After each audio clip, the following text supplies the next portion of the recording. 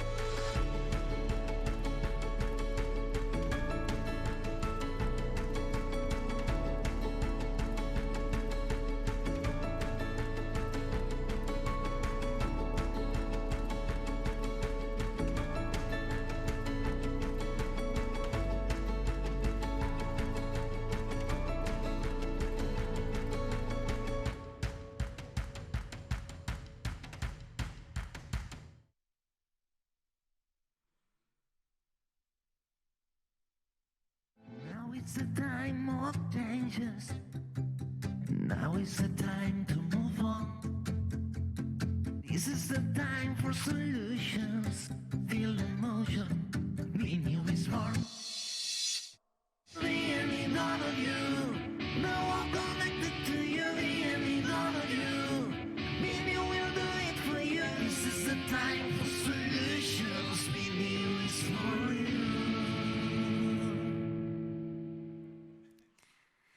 Muy buenos días, saludamos a todas aquellas personas que nos siguen por streaming desde el canal de Real Estate y también a todos los presentes. Les saludamos desde el edificio del D-Factory, uno de los edificios más singulares y tecnológicos del sur de Europa. Ahora vamos a hablar de los distritos de innovación, son distritos que están en auge. Vamos a saber cómo estos centros urbanos acaban transformándose para ser todo un motor económico en las ciudades, acaban convirtiéndose pues, en centros de investigación con muchas empresas tecnológicas a su alrededor, también centros de investigación, agencias científicas y todo ello a través, pues, como decíamos, de un distrito. En Barcelona tenemos todo un referente como es el 22 Arroba. Hemos visto transformar ese barrio, un barrio con un pasado claramente industrial que se ha convertido en todo un motor económico. También pues, con empresas que son inclusivas, con empresas productivas y también sostenibles que están concentradas, como decíamos, en este área de la ciudad. El 22 Arroba es un referente, pero hay otros países europeos que también se encaminan hacia aquí. Podríamos hablar de otros ejemplos, por ejemplo, el East London Tech City, el Hafen City en Alemania, el Startup en Boston, el Digital Media City en Corea del Sur. Todo ello son modelos de desarrollo nuevos que se están forjando en las ciudades y que intentan atraer cada vez a más compañías tecnológicas y darle también a otra vida, como decíamos, a barrios con un marcado pasado industrial que pueden ahora pues, profundizar hacia otros caminos.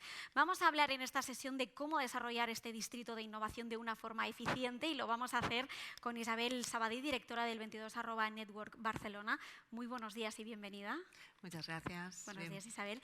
Con ella también van a estar Miquel Barceló, presidente de Inopro, Javier Bernades, socio internacional, director de oficinas de España en Cushman & Wakefield, y Antoni Paz, director ejecutivo de la Fundación Knowledge Innovation Market. Bienvenidos. Tenéis todo este tiempo por delante pues, para profundizar sobre qué significan estos distritos y por qué están en auge en este momento. Isabel, todo tuyo. Muchísimas gracias. Muchas gracias, Elizabeth, y muchas gracias a los que estáis aquí y a los que nos estáis viendo en el streaming. Bienvenidos a todos. Hoy queremos hacer una visión de lo que es el pasado, el presente y el futuro del Distrito 22 Arroba, cómo vamos a pasar desde la visión de la configuración inicial del distrito a través del urban planning, del planeamiento urbanístico, cómo se ha ido construyendo, y veremos en cada una de las fases cuáles han sido los aspectos claves para que este auge y esta prospección y que para que las empresas se instalaran directamente en el distrito. Para nosotros, desde la asociación, por decirlo, es muy importante ver cómo ha ido evolucionando y a su vez ver cómo este planeamiento y estructura inicial ha propiciado la generación de este ecosistema, la nomenclatura de distrito de innovación, que es el primer distrito de innovación a nivel mundial, y que de alguna forma esto está creciendo, estamos avanzando a nivel de territorio y estamos viendo como muchas empresas se están instalando nuevamente en el espacio. Y estas empresas son empresas punteras, muchas de ellas en tecnologías, están también tenemos una base de universidades muy importante, tenemos centros tecnológicos, coworkings, es el espacio de Barcelona con más coworkings, muchas startups. Por lo tanto, el fomento de este ecosistema vemos que cada vez la innovación va a ser más patente en la ciudad y con lo cual el crecimiento económico. Sin más, los protagonistas de esta mesa son los ponentes que tenemos hoy aquí. Primero de todo tenemos el privilegio de tener aquí a Miquel Barceló, como ha dicho, presidente de Innopro y miembro del Consejo Asesor también del 22 Arroba Network. Él es ingeniero industrial por la Universidad Politécnica de Cataluña, licenciado en Ciencias Económicas por la Universidad de Barcelona y tiene una experiencia tanto en el sector privado como en el sector público. Y lo que más nos interesa aquí para debatir, sobre todo su experiencia como presidente ejecutivo de la Sociedad Anónima Municipal del 22 Arroba Barcelona a cargo del Ayuntamiento. Actualmente es presidente de la consultora Innopro Global Services y también es miembro del Consejo Asesor, como hemos dicho, del 22 Arroba Network y del Starling Committee del Global Institute of Innovation Districts, que también engloba a nivel internacional diferentes distritos de innovación. Ha escrito varios libros, en los cuales InnoCities es uno de los últimos y habla precisamente de distritos de innovación, y es actualmente director del Máster en Business Innovation. Sin más, yo la primera pregunta te la quería encajar directamente a ti, porque creo que para entender exactamente cómo es el 22 Arroba ahora es muy importante ver cómo se configuró, cómo se pensó y como tu participación fue muy importante en el diseño inicial. Para mí es muy importante ver cuáles crees que son los elementos básicos de esa configuración inicial que se hizo en el plan de transformación de un espacio totalmente industrial a un espacio que se convirtió después, tiempo después, en lo que a nivel de nomenclatura, un distrito de innovación. Sí, sí, efectivamente, como habéis dicho, hace 22 años, ¿no? Hace 22 años tuvimos el privilegio de participar en lo que en aquel momento no pensábamos que sería, que es un nuevo código genético, un nuevo modelo de espacio urbano de actividad económica, ¿no? Porque es cierto, se ha convertido en un referente y ese modelo luego ha evolucionado y supongo que tendremos oportunidad de hablar de cómo ha evolucionado. Pero en aquel momento la principal innovación, digamos, organizativa o del modelo institucional fueron varias. La primera, quizá podríamos decir que fue el carácter sistémico. Es decir, normalmente las políticas son instrumentales y parten de un departamento. Entonces tuvimos la convicción de que para transformar un espacio industrial en un espacio de nueva actividad económica basado en el conocimiento y en la innovación, era necesario unir varias piezas, varias disciplinas distintas. Y las principales fueron el urbanismo y la estrategia económica. Es decir, desde el diseño y desde la gestión.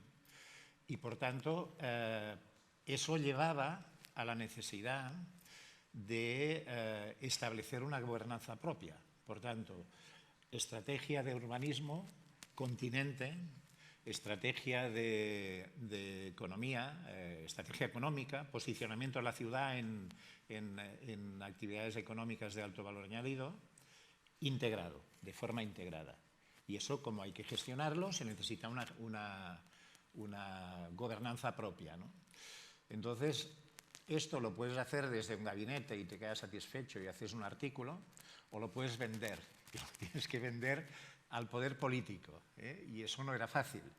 Entonces, el gran activo y que fue decisivo fue el liderazgo político del alcalde Clos, que entendió algo muy difícil de entender en aquel momento, que era, ante la alternativa de transformar un suelo industrial en suelo residencial con unas rentabilidades enormes, decir que desde el discurso conceptual histórico es muy fácil, pero desde la acción es más complicado, y desde la asunción y el liderazgo político es más complicado, que era decir, bueno, pues vamos a hacer que este escenario industrial, que fue el escenario de la revolución industrial en España, en realidad, que fue el Poblenou.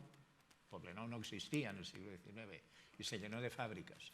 Pues ese territorio de 200 hectáreas, en lugar de transformarlo en residencial, que es lo más fácil, lo vamos a transformar en un espacio que mezcle conocimiento, actividad económica, actividad de innovación, etcétera, etcétera. Por tanto, el código genético original es ese, el origen es ese, y el gran mérito, francamente, no es el diseño, sino que es que eso fue asumido por la totalidad de las fuerzas políticas de la ciudad. Esa fue otra capacidad.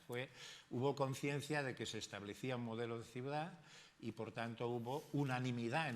El 22 se aprobó por unanimidad, cosa bastante curiosa en los tiempos que corremos, ¿no? Por tanto, es visión sistémica, integrar continente y contenido, gestionarlo correctamente y dotarse del instrumento apropiado, que en ese caso fue una sociedad municipal, para impulsar ese proyecto. Perfecto, genial. ¿Y la configuración a través de clústeres? ¿Ves tú como un punto álgido? Sí, es la estrategia de contenidos, ¿no? Es decir, una ciudad no tiene que hacerlo todo, que es un error en que incurren algunas ciudades, sino una ciudad tiene que ser... En primer lugar, no vas a competir con el vecino de al lado, vas a ser un referente internacional, porque pretendes atraer talento y pretendes atraer inversión. Por tanto, tienes que entender, y el 22 sirvió de laboratorio para desarrollar metodologías. Hoy en día estamos aplicando metodologías en países de América Latina, en ciudades de España, en ciudades de Europa, a partir de metodologías que se crearon en aquel momento, de análisis y de diseño y de gestión. Y una ciudad tiene que tener muy claro en qué se va a especializar, en qué quiere ser buena. Y eso no es el deseo de alguien, sino que es la base existente de partida en esa ciudad.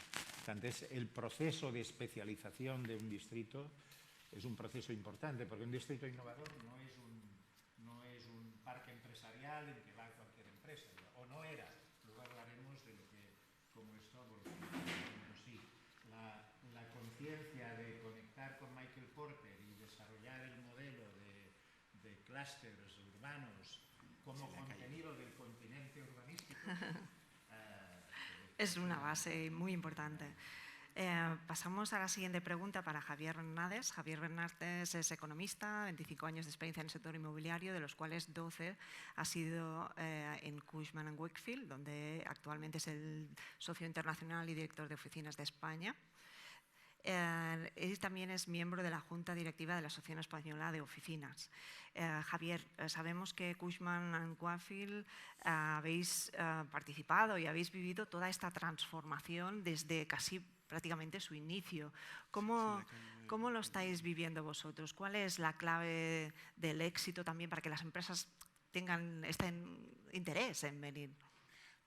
Sí, sin duda, sí. Nosotros llevamos vinculados al distrito claramente desde el origen. Incluso tuvimos un reto anterior que era convencer a las empresas que ir a trabajar por Olympic no era el destierro, ¿vale? Con lo cual, convencerles luego de ir a trabajar al 22 que tenía un relato mucho más robusto, pues tampoco resultó difícil, aunque no era fácil, ¿vale?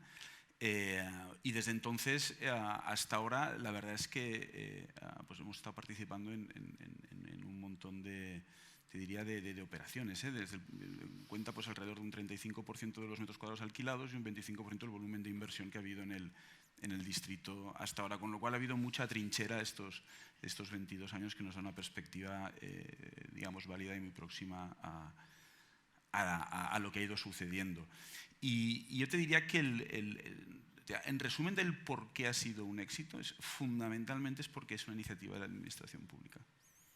Por lo tanto, ha sido clave la participación activa, lo que comentaba también Miquel, ¿no? Que desde la administración se hiciera este push, se aprobara y se hiciera el push hacia el espacio y se involucrara desde el principio. Y no solo porque luego se tomó una decisión urbanística valiente, se diseñó un buen planeamiento, pero es que luego se constituyó la Sociedad 22 @ para asegurarse de que aterrizaba, mientras empresas como Cushman lo que nos dedicábamos era hacer pedagogía al sector para que las empresas se animasen a ir, los inversores se animasen a invertir, pero sin la ayuda de la oficina del 22 @ eso ha sido complicado de que traccionase. También la administración se dedicó e invirtió mucho dinero en explicar el 22 @ en el extranjero y al capital extranjero. Y eso también, bueno, y lo siguen haciendo, de hecho ahora están en Expo Real y están explicando pues, el Green Deal, ¿no? La administración pública también hizo que pasasen cosas a través del consorcio, se hicieron inversiones como el Mediatic, por ejemplo, o sea, impulsaban, porque si la iniciativa pública apuesta primero, luego la iniciativa privada viene después. La administración trasladó consellerías de la Generalitat al 22 @ cuando apenas estaban viniendo empresas, les costaba venir. La primera digamos, gran empresa que apareció pues, fue, por ejemplo, T-Systems, pero fueron valientes, fueron los primeros en llegar. Una vez ya consolidada, digamos, o vista la apuesta clara de la administración pública, luego la iniciativa privada traccionó rápido también, porque los fundamentales acompañaron. Las empresas apostaron por el 22 @ y si la demanda apuesta, el capital viene. Sí, clarísimamente. Y desde entonces hasta ahora con los vaivenes, que tampoco voy a entrar en detalle ahora. La siguiente pregunta, luego haremos la etapa de presente. Ahora vamos a hacer la pregunta para Antoni Paz para el tema del pasado.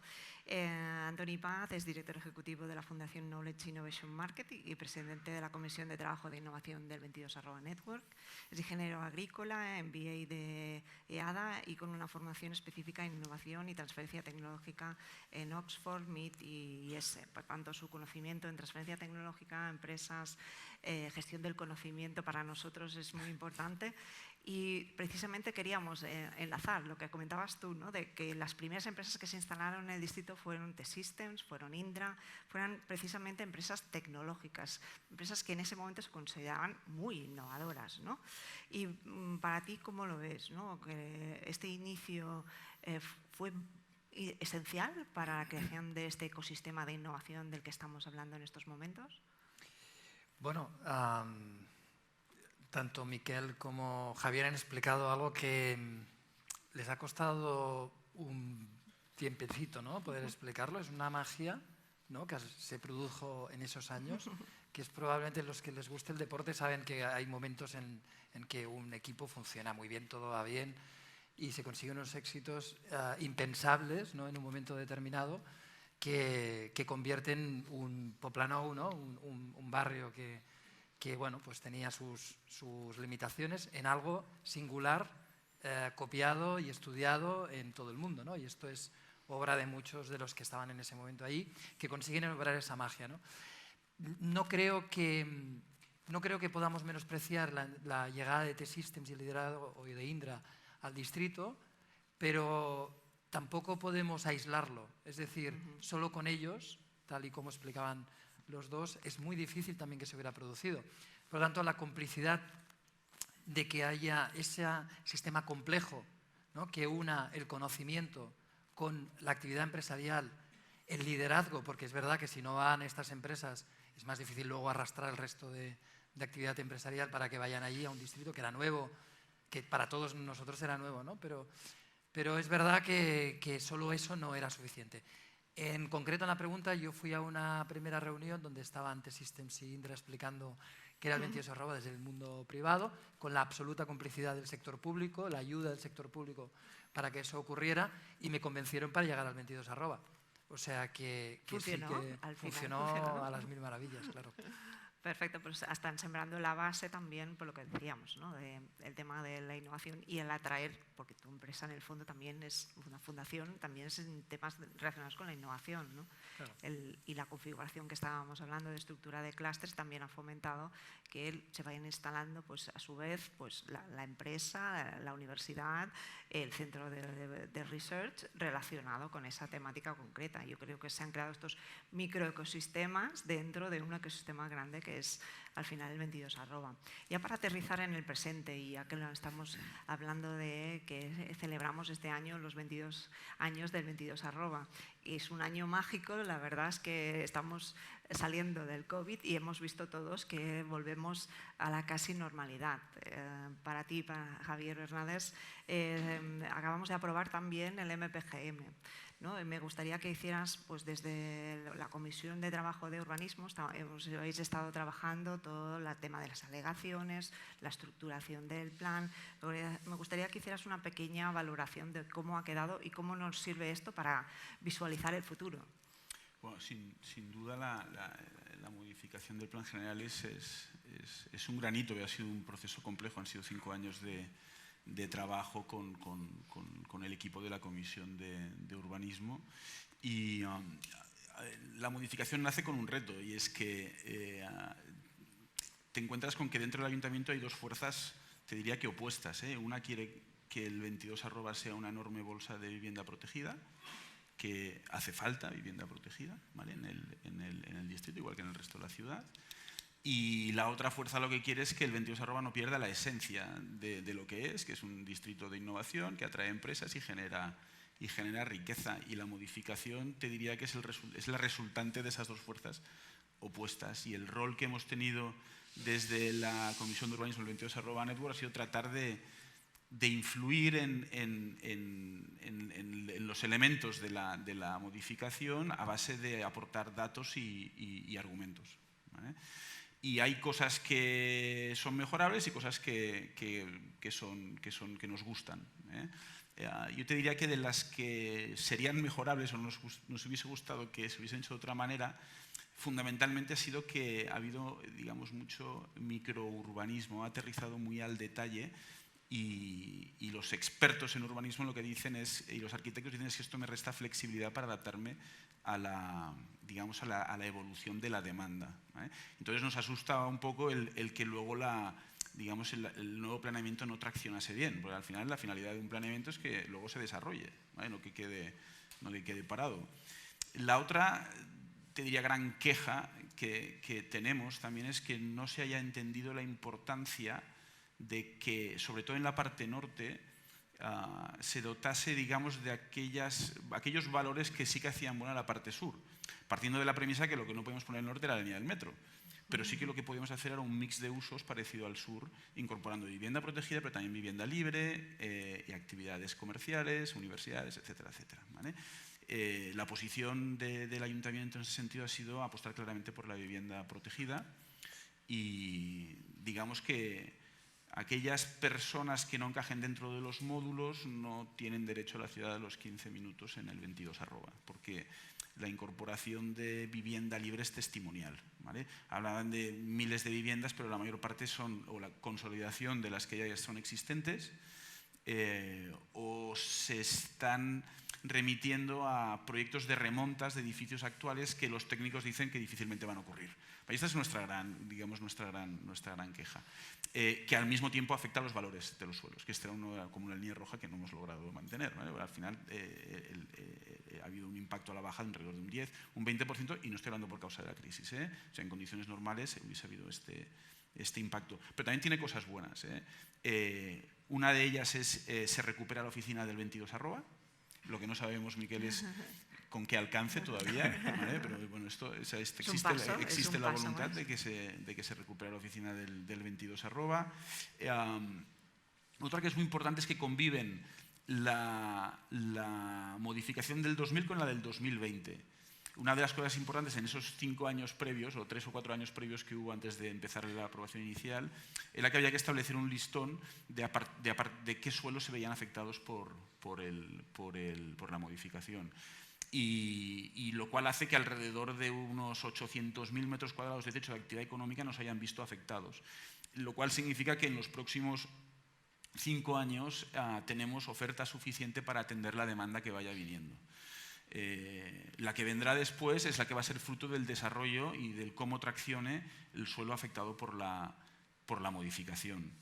Y luego otros aspectos también, en nuestra opinión, muy válidos de esta modificación ha sido la actualización de los usos arroba después de 20 años, lo cual va a facilitar también la transformación, especialmente de aquellos edificios que no quieran transformarse. Suena a contradicción, y lo es, pero hay una posibilidad dentro, digamos, del planeamiento, que es que edificios industriales puedan adoptar actividades arroba y no requieran la transformación urbanística, y creemos que por ahí veremos algún que otro movimiento. O sea, que en definitiva el resumen es lo mejor que podía ser y es lo que tenemos, con lo cual es con lo que trabajaremos para que el 22 arroba no se quede parado del 2028-2030 para adelante. Perfecto, genial. Pues esperamos que seguir trabajando en estas bases para que se vayan instalando las empresas en el distrito. Para Miquel Barceló, has participado en el proyecto 22 arroba desde los inicios. ¿Qué crees que se ha perdido por el camino en los planes iniciales de la configuración del distrito con este nuevo planeamiento o con algún elemento que no se haya tenido en cuenta durante esta transformación? Sí, hemos hablado del origen de la innovación que se produjo como modelo de espacio de actividad económica, pero el tiempo pasa y 20 años, el Tango decía que 20 años no es nada, pero 20 años es mucho. 22. Y por tanto se requería una actualización que se ha producido porque, como dijo Bruce Katz en el 14, Barcelona fue el modelo. ¿Qué pasa con el modelo? Que si no se actualiza, envejece y por tanto hay que actualizarlo, ¿no? Entonces la experiencia práctica, cosas que ha dicho Javier, algunas de ellas, el tema de la mezcla de usos, la experiencia práctica...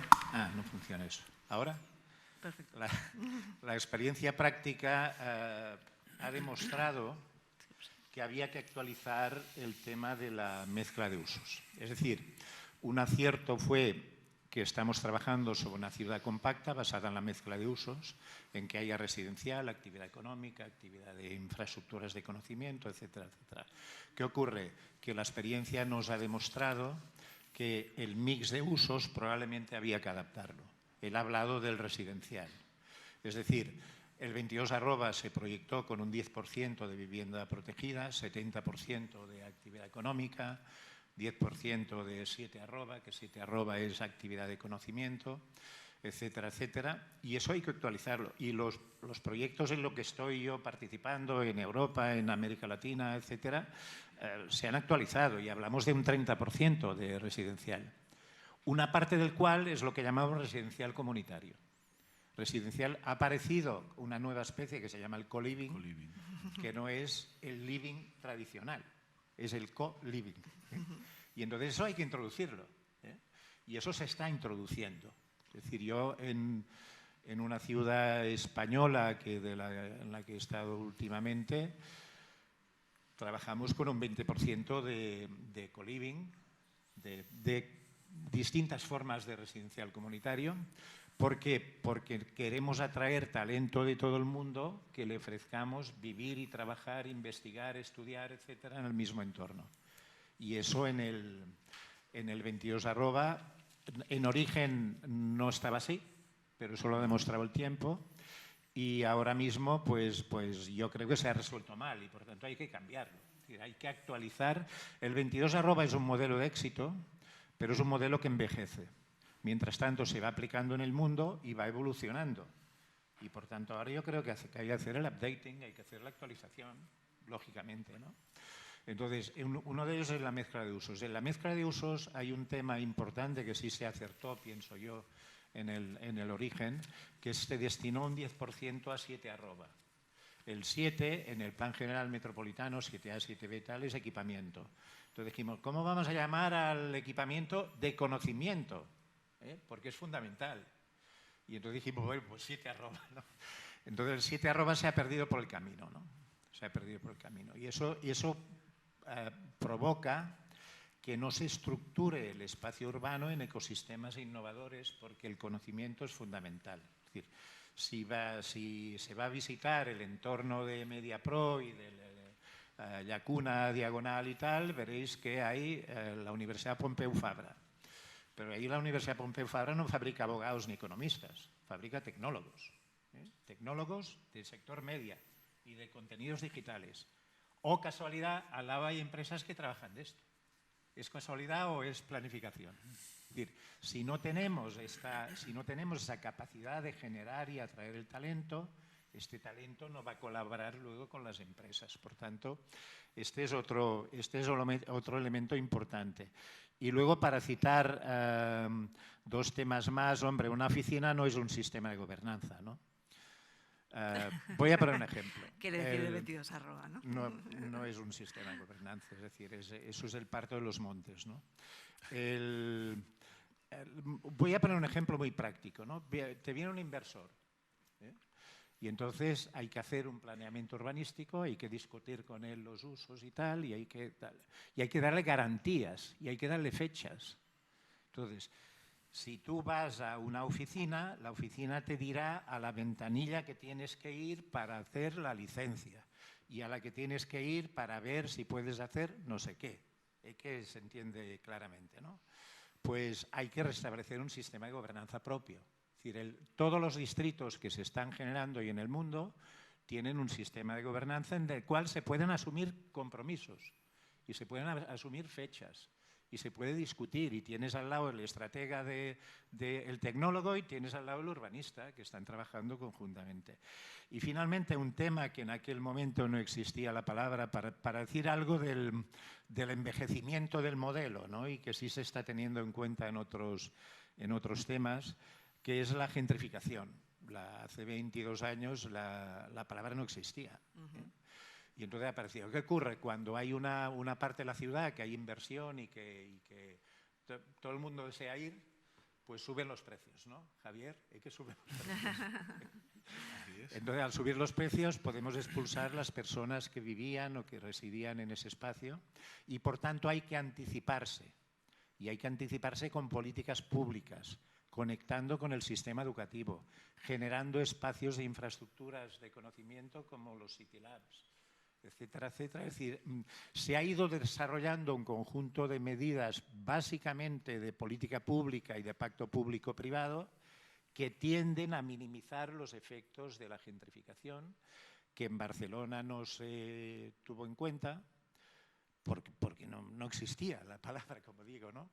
O se subvaloró y que, sin embargo, durante el camino, yo creo que con una gobernanza fuerte se podía haber recuperado esto y, por tanto, hay que retenerlo, hay que recuperarlo. En las ciudades del mundo que hacen esto lo están teniendo en cuenta. Gentrificación que también afectaba a las empresas. Porque hubo un momento que, fruto del gran éxito del 22 arroba, llegaban las empresas, pero fruto de la crisis del 2008 no se generaba producto nuevo. Y entonces lo que hacía era que los precios subiesen mucho. Entonces todas aquellas empresas que estaban renovando contratos en ese momento del ciclo se encontraban que tenían aumentos de rentas del 50, del 60, del 70%, con el riesgo consiguiente de que se fuesen del distrito. Y eso un poco fue lo que hizo nacer, digamos, también el debate sobre la necesidad de promover el norte, de que el norte saliese adelante, porque hay una cierta discriminación de rentas, de precios, entre el norte y el sur. El norte es algo más barato. Lo que ocurre es que 200 hectáreas, si la maquinaria de urbanismo funciona, da para ir aumentando oferta y, por tanto, la puedes modificar. Sin embargo, la vivienda es la que hay.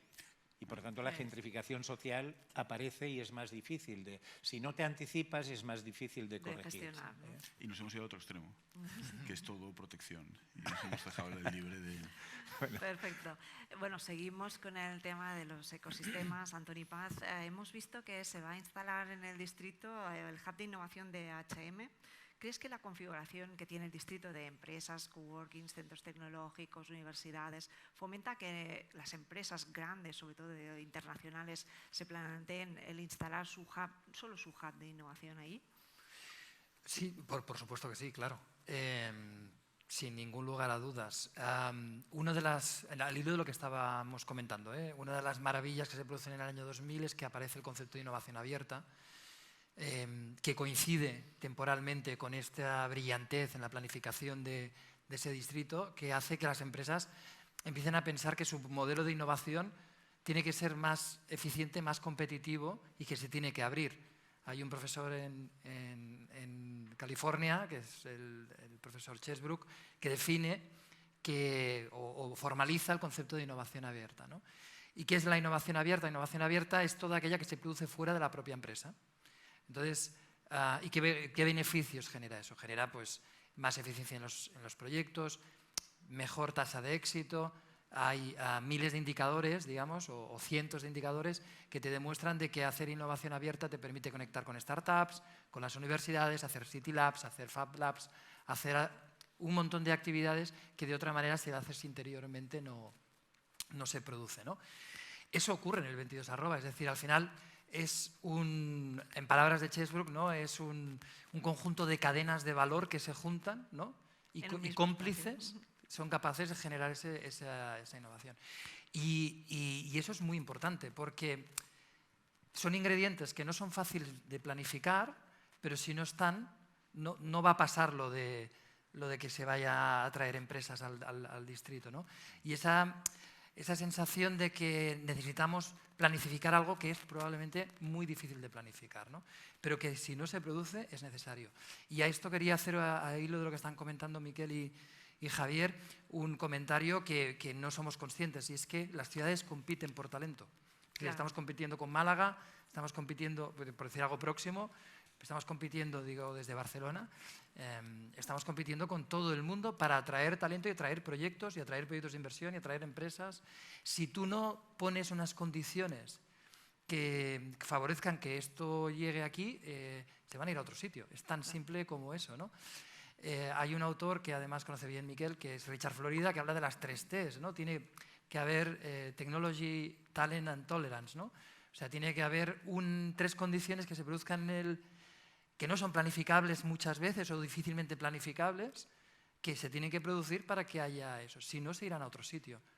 Y es así, ¿no? Claro, y ya entrando en el futuro, para planificar los próximos 22 años, ¿tú cómo lo ves a nivel de ecosistema, de distrito de innovación? Sabes que estamos conectando con otros distritos para aprender de otros distritos.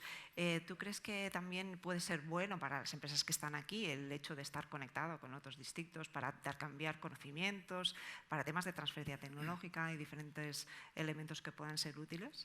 Por supuesto, si tenemos en este país en cuenta los datos que tenemos en cuanto a investigación e innovación, en términos de investigación, de generación de conocimiento de valor, estamos bastante acorde con nuestro peso en términos económicos con el resto del mundo, en comparación con el resto del mundo, ¿no? Tenemos una posición de producción de calidad y infraestructuras científico-económicas está muy bien. En innovación no pasa exactamente así, en todos los indicadores salimos un poco más atrás de lo que nos correspondería. El Regional Innovation Scoreboard, por ejemplo, nos sitúa en el 32, creo recordar, este año, y no se corresponde con nuestro peso real, ¿no?, en la economía y en la influencia. Uno de los motivos principales para que ocurra eso es la transferencia de conocimiento. Es decir, no somos capaces de transformar lo que generamos como conocimiento en innovación que tenga impacto y que tenga valor, ¿no? Entonces, conectarse con otros sectores es súper importante, con otros distritos, perdón, es súper importante. Conectar cadenas de valor es súper importante. Aprender de lo que están haciendo es muy importante. Lo que yo recurriría también es a un poco de, me parece que lo han dicho también Javier y Miquel, un poco, no de autocrítica, pero sino de ser conscientes de la realidad. Es decir, probablemente afrontamos unos próximos años donde habrá más oferta para ubicarse en el 22 @ que demanda, ¿no?, a priori. Esto que lo diga Javier Por lo tanto, lo que decíamos, entonces, en la zona norte, de todo lo que hemos aprendido, ¿qué podemos valorar? A nivel de cifras, tenemos cifras de cómo está evolucionando la zona norte del 22 arroba, de niveles de cuántas oficinas vamos a tener en el futuro, cómo se está configurando. Bueno, los grandes... O sea, para ver el futuro, yo me paro un momento en los grandes números del pasado y así podemos proyectar y luego nos paramos a ver lo que estamos viviendo ahora, que es un entorno de mucha incerteza. Pero el 22 arroba, desde su nacimiento, siempre ha sido el submercado de Barcelona que más metros cuadrados de oficinas ha atraído, es decir, más demanda, más contratación de metros cuadrados ha tenido. Siempre, durante toda la serie. ¿Vale? Y lo mismo ha ocurrido con el capital, con las inversiones, sobre todo especialmente estos últimos años, con las dificultades que han habido. A pesar de eso, pues las inversiones han estado por encima del 50% de la inversión total de la ciudad en inmobiliario. Es un distrito que le gusta al inversor, no solo al que busca la comodidad de un producto acabado y alquilado a largo plazo, sino también al que le gusta arriesgarse a desarrollar suelo. ¿Vale? Ya tenemos todo perfil de todo tipo de inversores interesados, igual que las empresas tecnológicas pues están creciendo en el 22 arroba, especialmente en la segunda oleada a partir del 2008. Con lo cual, visto este pasado, ¿qué tiene que cambiar en el futuro? El 22 arroba sigue en el mismo sitio, Barcelona sigue estando en el mismo sitio, con las mismas digamos, peculiaridades o unique selling points. Lo que está ocurriendo, o sea, habría que analizar entonces qué es lo que está ocurriendo, dónde estamos y qué va a pasar en el futuro. ¿Vamos a ser capaces, vamos a ser resilientes o no lo vamos a ser? Y así trato de contestar a tu pregunta. ¿Vale? Lo más importante de lo que está pasando ahora, más allá de los ciclos que estemos viviendo, es que está habiendo un cambio estructural en la forma en que se utilizan las oficinas. Y eso ya venía sucediendo lentamente, era un proceso tímido. ¿Vale? Fundamentalmente implicaba, y que implica fundamentalmente pasar de un paradigma basado en la productividad, y yo recuerdo que se diseñaban, existen proyectos con licencia de obras aprobadas, con densidades de hasta 6 metros cuadrados por persona. O sea, son latas de sardinas. Paradigmas basados en la productividad a un paradigma basado en las personas, people-centric. ¿Vale? Y todo eso provocado por la dificultad cada vez mayor de conseguir talento. En un entorno global en el cual hay una batalla brutal por el talento, la natalidad cae, se incorporan nuevas generaciones con otra forma de ver la vida y el trabajo, la tecnología te permite trabajar desde donde más te convenga. Claro, ante esta situación las empresas, si quieren conseguir el talento, y ahora lo aterrizo en el 22 arroba, ¿qué es lo que están pidiendo? Lo que están pidiendo fundamentalmente, primero lo que se están dando cuenta es que las oficinas forman parte de su propuesta de valor, tienen su peso ahí en la propuesta de valor que hacen al talento, con lo cual no sirve irme a cualquier edificio, en cualquier sitio y a cualquier precio, y además luego obligar a la gente a que vaya a la oficina. Si haces eso probablemente se te quedarán los malos y perderás a los buenos. Lo que están haciendo es demandar oficinas de calidad, con una componente de sostenibilidad y de eficiencia altísimos y fundamentalmente en entornos urbanos. Claro. ¿Vale? Entonces, de todas estas cosas que he dicho, ¿qué le falta al 22 arroba? O sea, no le falta nada. ¿Vale? Perfecto. Entonces, ahora nos encontramos en una situación, o sea, por debajo de esta capa está la coyuntural. Y en la coyuntural lo que te encuentras es un ciclo que va cambiando. Y en este momento nos encontramos en un ciclo de muchísima incerteza, en el que se está desacelerando la actividad económica, probablemente entremos en recesión. Esto tiene un efecto en el crecimiento de las empresas, claro, y por tanto en la contratación de metros cuadrados, con lo cual el norte tardará un poquito más en traccionar y consolidarse. Y ahora me has hecho perderme porque me estáis dando señales por aquí, ya no sé lo que estoy diciendo. ¿Sí? Ah, vale. Lo cual hará que las empresas cada vez más lo que estén haciendo es reclamar este tipo de activos de más calidad. Entonces llegará el momento en que el norte traccionará. Claro. ¿Vale? Sí, al final, a mí el 22 arroba no me preocupa. No, el tema era qué podíamos hacer para acelerarlo. Y ya para cerrar, si quieres decir una frase Miquel, de lo que hemos aprendido, qué es lo que podríamos aplicar para acelerar el proceso, para que no pasen 22 años encerrados. Se han dicho muchas cosas. Sí, ya, es la última para... El 22 arroba Miquel, se juega... al micro. Al micro. Ay, perdona. El 22 arroba se juega en el futuro, la parte norte, se juega el ser un parque empresarial o un ecosistema innovador. Eso es lo que se juega. Segundo, el mundo ha aprendido de Barcelona y ahora Barcelona tiene que aprender del mundo. ¿Por qué? Porque han avanzado más. Es decir, si queremos atraer talento, tenemos que tener el mejor entorno urbano desde el punto de vista físico y desde el punto de vista de facilidades, de facilities, de servicios, de actividades de conocimiento, ¿no? Y entonces eso se hace también a través del urbanismo, pero también a través de las estrategias económicas, de las estrategias de conocimiento. Antes hemos dicho que estructurábamos el espacio a partir de la mezcla de actividad económica y de conocimiento.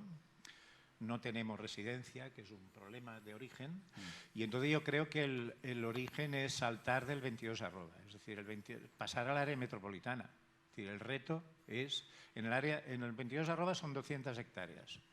Estamos completando la parte norte, 30 hectáreas, algo importante, pero no de la sustancia que ha habido hasta ahora. Miguel, En el área metropolitana... lo que está claro es que las ciudades están compitiendo, como decíais, por el talento, que es muy importante seguir avanzando y que ciudades europeas que han copiado el modelo de Barcelona, bueno, pues sigan mirándose en Barcelona para seguir creciendo y que no parezca que ahora Barcelona tiene que mirar al resto y que tiene que seguir abriéndose el 22 arroba, ¿no?, a la área metropolitana y no quedarse solo No, el en la futuro es el ciudad, área ¿no? metropolitana. Pues el futuro es el ámbito del área metropolitana. Claro, habéis extraído conclusiones muy interesantes en esta sesión. Tenemos que ir cerrando. Algunas de ellas de las que habéis dicho, que me he quedado, es que pues eso, las ciudades compiten por el talento, que hay un cambio estructural en la forma en la que se están utilizando las oficinas, que a los trabajadores hay que darle también la experiencia de ir a trabajar y que no solo el distrito tiene que ser importante, sino los edificios que se construyen. Isabel, muchísimas gracias por moderar esta sesión. Miquel Barceló por contribuir, Javier Bernades y Antoni Paz. Muchísimas gracias. Tenemos que seguir con más contenido aquí en el plató de Real Estate, porque ahora vamos a hablar de las emociones, de cómo los edificios también tienen un vínculo muy importante con las emociones. Enseguida seguimos. Fabricamos talento. Fabricamos innovación. Y, cómo no, sostenibilidad. Fabricamos una nueva economía. Y un mundo nuevo, en 3D, por supuesto. Pero sobre todo, fabricamos futuro. Y es que fabricamos empleo para más de 137.000 trabajadores. Fabricamos oportunidades globales de negocio en un espacio de más de 10 millones de metros cuadrados. Y fabricamos servicios de vanguardia y ventajas competitivas para más de 175 empresas. Consorcio de la Zona Franca. Fabricamos oportunidades para tu futuro. Welcome to D-Factory, the factory that develops talent, technology, innovation, and of course in the heart of Barcelona. After all, D-Factory is consolidating Barcelona as a European capital of development for Industry 4.0, for digitalization, for transformation, creating 1,500 direct jobs and 5,000 indirect jobs in the city, close to the metro, the harbour and the airport. And promoted by the Consorci de la Zona Franca de Barcelona.